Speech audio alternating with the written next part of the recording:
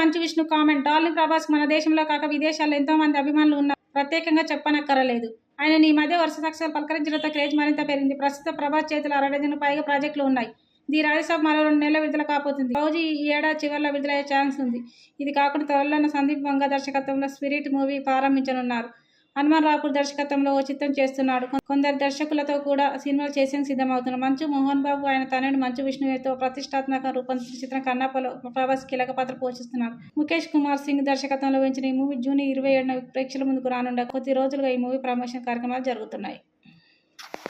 ఓ promotional ఈవెంట్లో మంచు విష్ణు మాట్లాడుతూ నా దృష్టిలో ప్రభాస్ సాధారణ యాక్టర్ మాత్రమే, లెజెండ్ యాక్టర్ కాదు. ఆయన లెజెండ్గా మారడానికి సమయం పడుతుంది. కానీ మోహన్ లాల్ మాత్రం లెజెండరీ యాక్టర్. ఎందుకంటే కారణం ఆయన లెజెండరీ నటునిగా చేసింది. రాబోయే కాలంలో ప్రభాస్ చేసే సినిమాలు తప్పకుండా ఏదో ఒక రోజు ఆయన లెజెండరీగా చేస్తాయి అంటూ విష్ణు కామెంట్ చేశారు. విష్ణు చేసిన కామెంట్కు ఇప్పుడు పెద్ద ఎత్తున దుమారం రేపుతుంది.